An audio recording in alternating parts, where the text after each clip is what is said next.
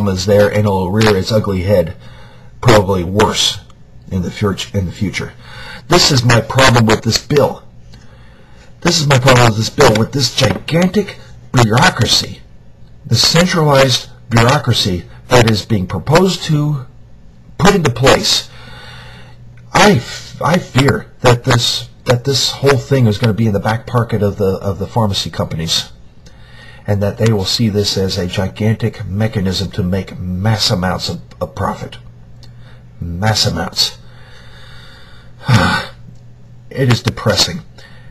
Not only do they see this as a gigantic cash cow, but I fear that this bureaucracy is going to wrestle away control and authority from parents over their own children, and that the state would basically say, we can be a better mommy and daddy than you. And since you are not raising your kids as we see fit, that is, as we are told by the pharmacy companies, as we are told by the profiteers.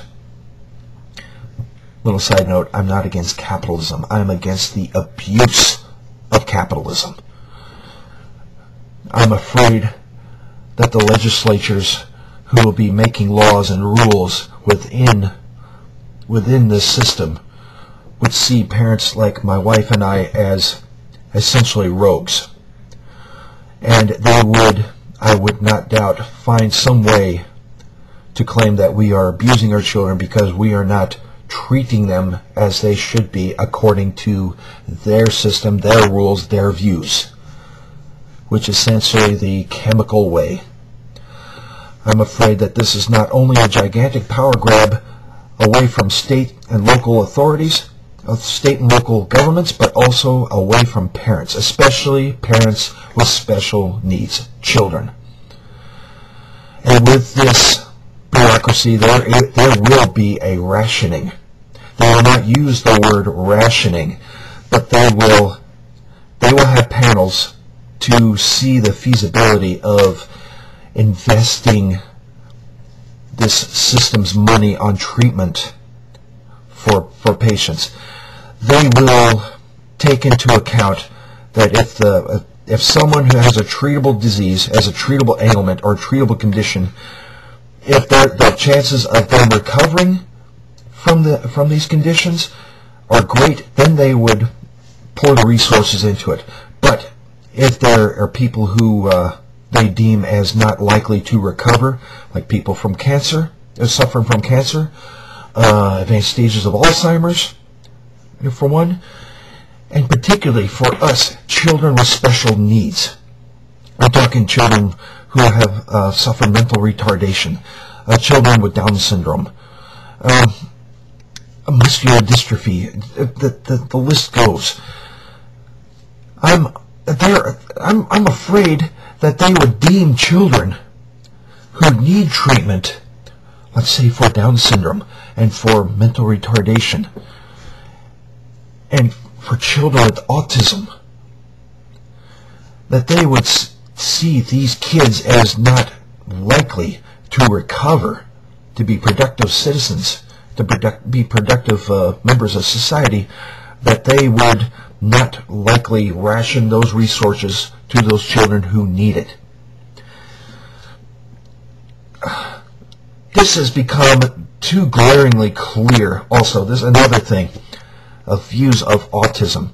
There are those who see autism as a treatable thing, that's something that can be done, that people have recovered from autism. If they have not fully recovered, they have recovered to the point where they can manage it and become high-functioning people with autism.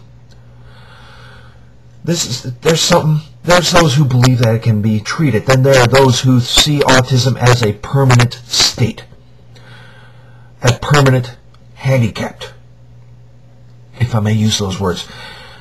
I fear, this is so glaring, I'm jumping around, without naming names or schools. My wife had a pretty heated debate with one of her professors. This professor was vicious. My wife had kept it to herself during class times not to bring her children into any discussion pertaining to the lectures and the lessons in class. This teacher forced my wife to talk to the class about our children with autism, and he used her and used our kids and our situation for a diatribe against us.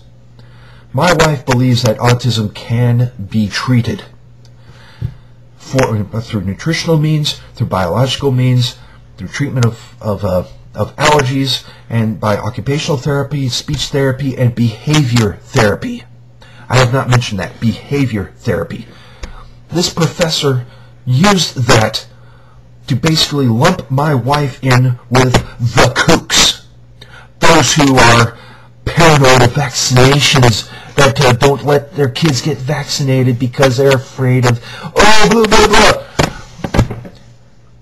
We are lumped with, we are called kooks because of that. We have biological reasons. We have medical reasons why we do not have our children vaccinated. But this professor tried to rake my wife over the coals, basically telling her that she is in the wrong line of treatment, that she is wrong, period, for how she is wanting to treat our children. And he basically said that autism is a permanent thing, that anyone who claims to have recovered from autism didn't have autism to begin with. This is from a man who claims to be a professor, who claims to be teaching students in the specific areas of special needs children, of helping special needs children. This kind of attitude and this kind of philosophy, saying that that certain children with special needs cannot recover, that greatly undermines one's desire to want to help these kids, to any kid with any kind of special need. My wife is of a more noble and more right path. That kids can be helped, kids can be treated, kids can be helped to recover, especially with children with autism. I am afraid that if this bill passes, that this professor's attitude that autism is a permanent state and cannot be really treated would be the prevailing philosophy within the bureaucracy that will be set up with this healthcare bill, if it were to become law. Autism is a permanent state and cannot be really treated would be the prevailing philosophy within the bureaucracy that will be set up with this healthcare bill, if it were to become law.